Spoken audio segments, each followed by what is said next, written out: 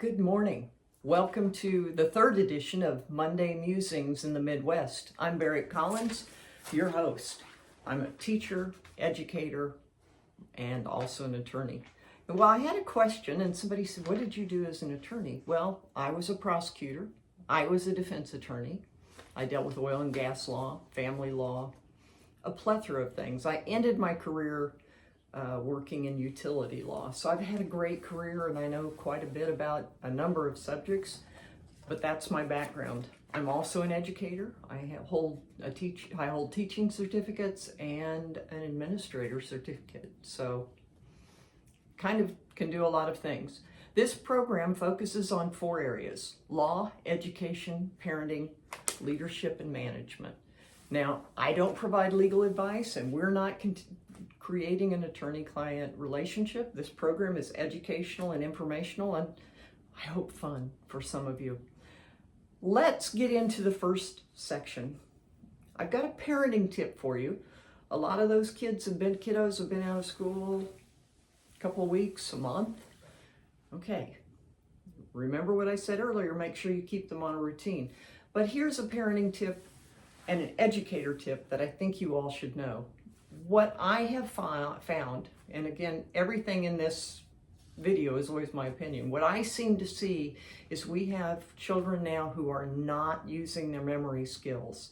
And building a memory, especially in those critical kindergarten through 8th grade years, is vitally important. So do some things to help your child with memory. One thing you can do is say, hey, we've got to go to the grocery store for these 4 things, memorize it. Now, if you're like me, you need to write it down too, but have the kids memorize it. It's a good way to have them focus on memory skills.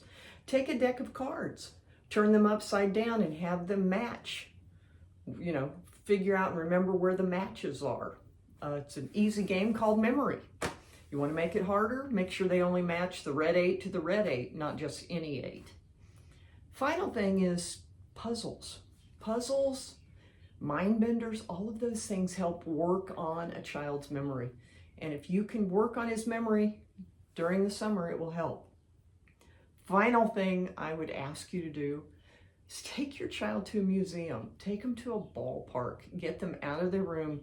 Get them doing something else. Get them learning this summer. You'll find it'll make a big difference next year. And then finally, make sure they read. Take them to the library. They may find lots of interesting books. They could find magazines, and many libraries offer programs that are excellent. I know the one where I live, they offer anything from Canva to printing on plastic. It's really, really interesting what you can do if you know. Another question, I had a question this week about explain what evidence is. And this person said, I watch trials and I don't really understand what they talk about when they say evidence. Well, the first thing I want to tell you is the attorney's open and close is not evidence. It may tell you what they hope to present, but the evidence is things like data off a computer, photographs, copies of contracts, or if I'm a witness, what I say is evidence. Evidence isn't what the attorney interprets. Evidence is what is presented in court. Well, here's a simple way to do it. If I'm the prosecutor or the plaintiff, the person who brought a case, I've got 2 different kinds of evidence. I've got big evidence and little evidence. And my goal as an attorney is to try to put that evidence close together, right? Sometimes it stays a little bit apart. Sometimes it's really close together. But at the same time, the defense, by cross-examination or in their own case, has their own evidence. And essentially what the defense is trying to do, the blue blocks, is knock down the prosecutor's case. Evidence can be a single comment. It can be a long string of data. It can be a multi-page document. The little evidence often is as important as the big evidence. Let me give you an example. We talked about Carmelo Anthony, and we'll talk about him again today. In the Carmelo Anthony case, it was very important. Two little pieces of evidence. One, that Carmelo had his hand in his bag. And the other is that Austin Metcalf pushed or shoved him. Those are pretty simple comments, right? But those became very important as the trial went along. So evidence is what witnesses present, and it's the documents that go along with the case. You might have a video, you might have photos, you might have all kinds of things that come off a computer or your phone. I like to tell people in today's world, if you're carrying a phone, they know where you are, and to some degree, they can tell what's going on. Your car, recently in the Cirillo case, the Mackenzie Cirillo case out of Ohio, your car has a black box, and they can kind of tell what happened. They knew that Kenzie Cirillo, for a period of time right before that accident, was going over 100 miles an hour and did not brake. All of that came off of electronic data, which is becoming more and more important. But that's evidence. You're trying to build a wall. Some of it's big, some of it's little, some of it doesn't fit together real well. And the other side's trying to knock down your evidence. If you want more, let me know. Let's jump into 3 cases that I think are important this week. We've seen a couple of cases be overturned, especially the Alec Murdaugh trial out of South Carolina. Well, last week, the New Hampshire Supreme Court overturned the murder conviction of Adam Montgomery. Adam Montgomery was a young man. He had a daughter named Harmony, 5-year-old with special needs. They detailed a lot of abuse to poor Harmony. But the critical things are that in August of the year, I think it was 2021, don't quote me, in August, there is evidence that Adam assaulted Harmony for her failure to be able to do potty training correctly and some other things. That evidence was very clear. There was a lot of evidence about that assault. But Harmony disappeared, and for 2 years, nobody reported it. The best guess they have is he assaulted her in August. In December, they believe, unfortunately, she met her demise. But the judge decided to cram both of those crimes, the assault in August in with the demise in supposedly December. And remember we talked about Alec Murdaugh, they said prior bad acts shouldn't come in.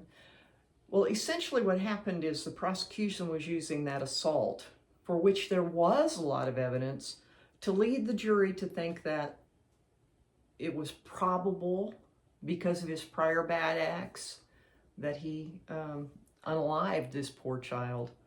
And while the New Hampshire Supreme Court did not overturn the assault conviction, they overturned the murder conviction, and a lot of people are up in arms about it. You don't want to be convicted because of something you did in the past. Just because I sped down the highway yesterday doesn't mean I'm a murderer. It's just insane. Second case I want to spend a little bit of time on is Tyler Robinson, the young man who, in Utah, who decided it was a good idea to shoot Charlie Kirk. When I say this, there's so much evidence that says he did it. Well, there is a gag order in that case, which is part of the reason you're not hearing a lot about the Tyler Robinson case. And it was an interesting hearing this last week where the defense said, hey, the prosecution violated the gag order. Well, here's what happened. Defense filed a motion that indicated, in language that was not clear, and in law, words are important, it kind of indicated that the ballistics did not match the shot to Tyler's gun. It's not exactly what it said. It said it was inconclusive. But the way that the defense filed it, of course, TV news media picks up on that, and they start saying, hey, there's no match to the gun, yada, yada, yada. And the prosecution, in order to clarify and not poison the jury pool, came out and said, hey, that's not exactly right. Here's what it says. It's inconclusive. That's all they said. Well, the defense really, really wants the death penalty off the table. And when the judge said, hey, if I do find a gag order violation, what do you want? Well, we don't want him to be put to death for this if he's found guilty. And you'll see that a lot in trials. Okay. But I got to tell you, some of these young men, this is Tyler Robinson, I think, is a fairly young man. I think perhaps spending the next 40 or 50 years in prison would be worse than maybe getting the death penalty. I don't know. My thoughts on the death penalty won't be shared here, but anyway. So watch the Tyler Robinson case. It's one of those cases where the facts seem pretty conclusive that we've heard about now, but the defense is trying everything to get the death penalty off the table. So watch for that. Final case I want to talk about briefly is Carmelo Anthony. We talked about it last week. Carmelo was found guilty. The jury didn't buy the self-defense claim. The witnesses kind of all told the same story. Now, here's what you have to know. The witnesses were both black and white. A lot has been said about the fact that it was an all-white jury. Quite frankly, at least 3 of the jurors were minorities. They were not black. And we'll talk about jury selection next week. There are a lot of racial implications in this case, but the basic theory is the jury did not buy the proportionality of Carmelo's response.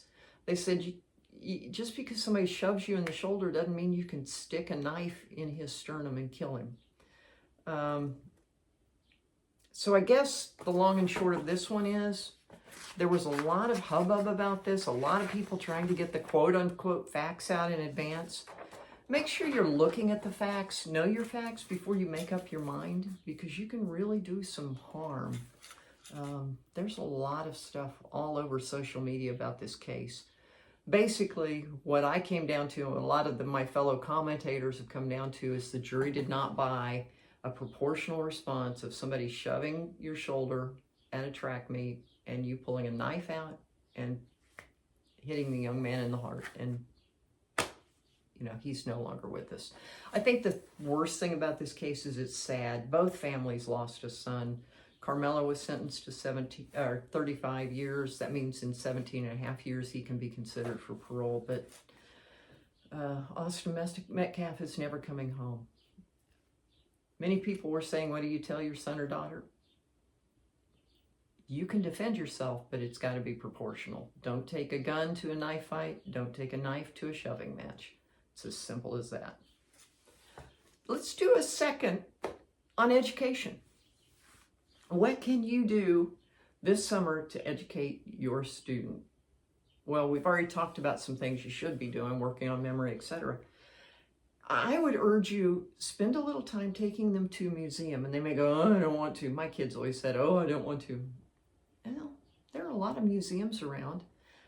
In my little town, there's a town museum. It would take you maybe an hour to go to. Find out when it's open and make them go. They may find something they're really, really interested in. There may be an art museum nearby, and you may say, oh, my child's not into art. That's okay. Walk through. See what's there. There are a lot of museums that have kids programming during the summer. In my town, there is a thing called a Discovery Lab, which is just absolutely amazing for the kids under 12. A lot of hands-on, science-y kind of things, including a lot of water, which one of my youngest grandsons absolutely loves. Look around for workshops. Is there a drama workshop? Is there a math workshop? Is there a band workshop? Is there a soccer camp they can go to? Do those kinds of things to keep your son or daughter motivated, interested, doing something. I'm not saying they have to go all day, every day, all summer, but a week-long camp is a wonderful thing. Are they interested in baseball? There are baseball camps. Virtually every university or community college or junior colleges offers one. But those are my hints for the day.